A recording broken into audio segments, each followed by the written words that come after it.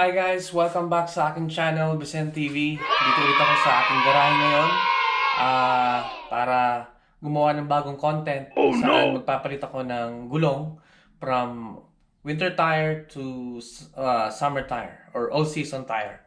Kasi nga tapos na ang winter, so wala nang snow sa daan, hindi natin kailangan yung ganitong gulong.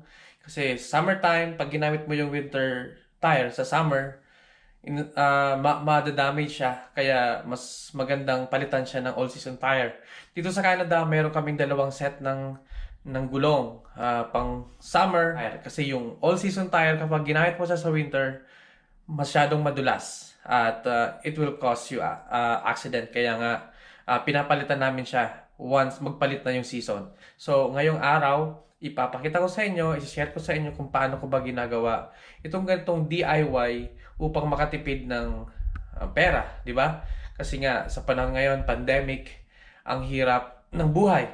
So sa ngayon, ito lang yung maliit na paraan pero malaking bagay kapag sinum up mo na the whole year. Kasi so may tire rotation. Isa din yung paraan para humaba yung buhay ng iyong mga gulong. So guys, sa ngayon, ito yung sasakyan ko. DIY tayo kung paano magpalit ng gulong. Okay guys? Doon pala sa mga viewers ko dyan, kung nagugustuhan nyo yung content ng aking channel, you can subscribe, like and share para naman di ba, makatulong din tayo sa ibang tao. At kung nakikita nyo na kapakapakinabang tong aking ginagawa, aking mga content, lalo na sa pag-DIY ng sasakyan, guys, please like nyo yung channel ko or like nyo yung video na to. Okay? Ilalabas ko lang sa sasakyan para mas buwelo, mas madaling magpalit ng gulong sa labas. Okay? Kami muna.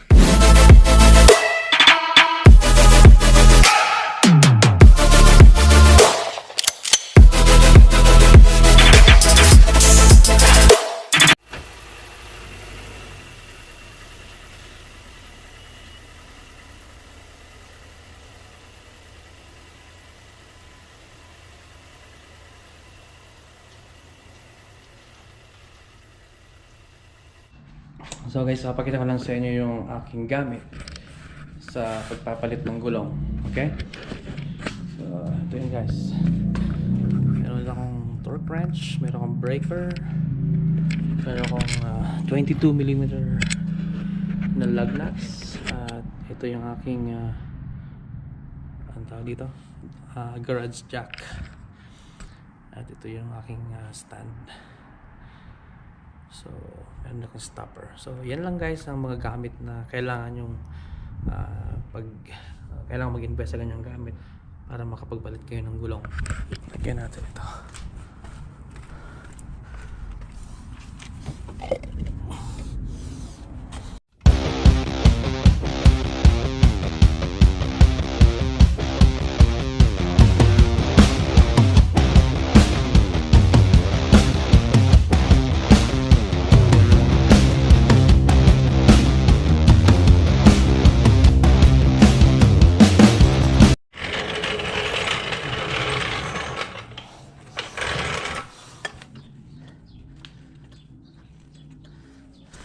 Lagyan natin itong dalawa guys.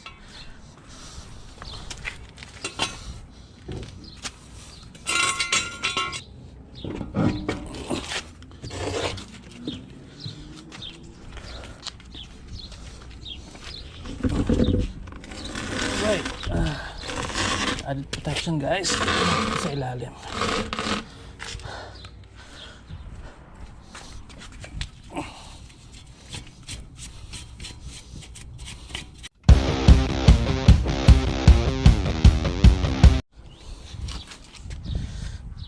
So ito guys, ito yung galing doon sa rear, left side rear. So ngayon ilalagay ko siya dito sa harapan, sa right side, kasi nga para magawa kayong rotation. So ito yung left rear tire. So ilalagay ko ito sa harapan.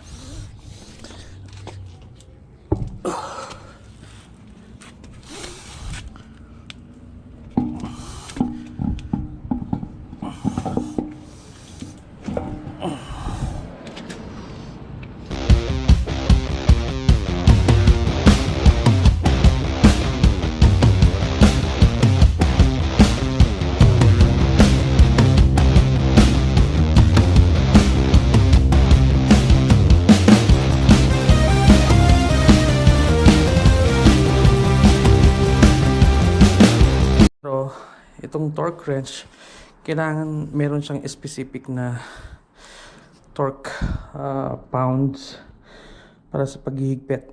So sa specific na sasakyan na to, Honda Pilot, nasa ano siya, 95 pounds. So ayan, nakaset up na siya kasi hindi ko naman siya ginagamit sa iba. So yan guys. Okay.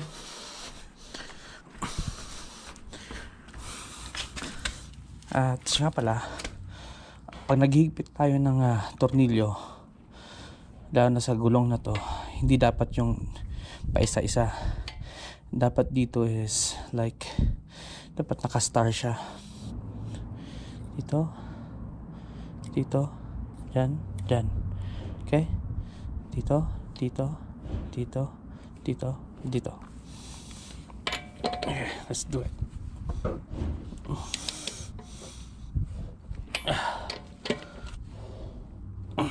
So, yan. Pilan natin guys hanggang sa tumunog.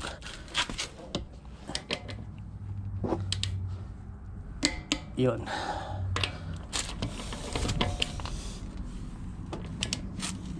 Yun.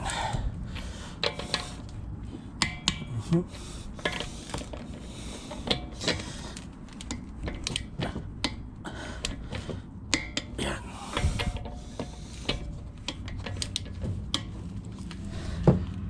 Yan. So,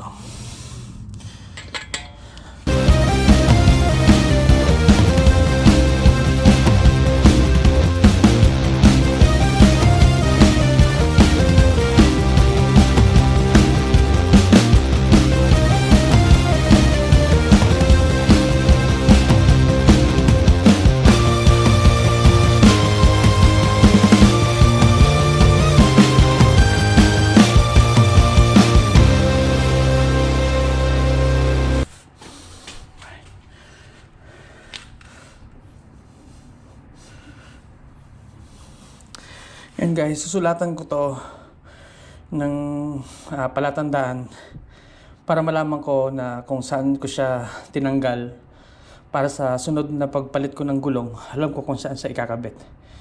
Okay? So, yan yung palatandaan natin. Right front. Okay? Ito naman, right rear. Yan. Ito naman, front left. Ito naman rear left. Yan. So, yan guys. Tapos na. So, natapos ko nang palitan yung mga gulong from winter tire to all season tires. So, 'di ba? Hindi man isang oras lang na trabaho. Tapos ko na yung aking pagdi-DIY. So nakatipid na ulit tayo guys. Diba? Hindi ganun kahirap. Basta meron ka lang tools, tamang tools na gagamitin. And then, yeah, lakas ng loob. So sa mga first timer dyan, huwag kayong matakot. Basta gawin nyo lang ng laging yung isa-isip na yung safety.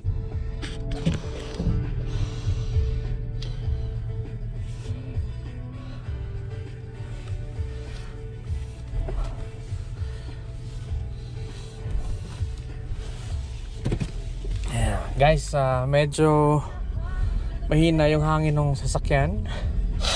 So, punta rin tayo doon sa libreng pahanginan dito. Malapit sa bahay namin. Diba? Tipid much.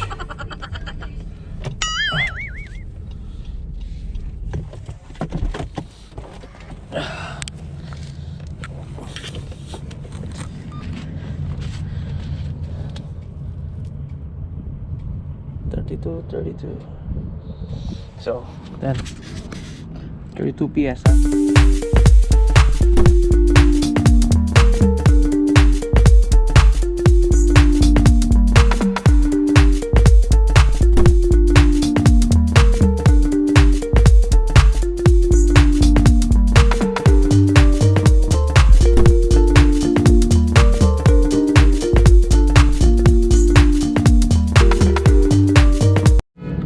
namang tipid-tipid, nakalibre tayo, libreng hangin, libreng palit ng gulong, oras lang ang kailangan, diba? So salamat sa'yo, shoutout ko gas station dahil sa yung libreng hangin. Okay, yan, ayos na yan. Nice.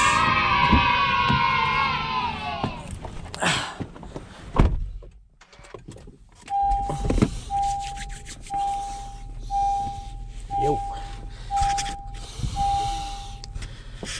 Ayun guys, okay na ang ating tire pressure. Hindi pantay-matay pero mamaya mag-a-adjust din yan. So wala na yung warning. Okay, nakalibre tayo dyan. So yan guys,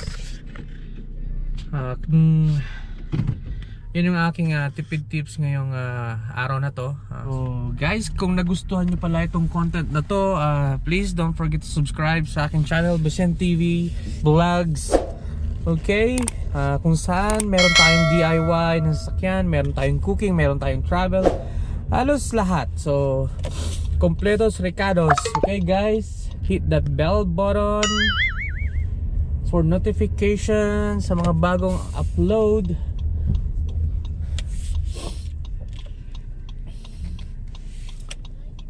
Okay guys, huwag niyong kalilimutan, mag-ingat lagi. Okay, bye bye.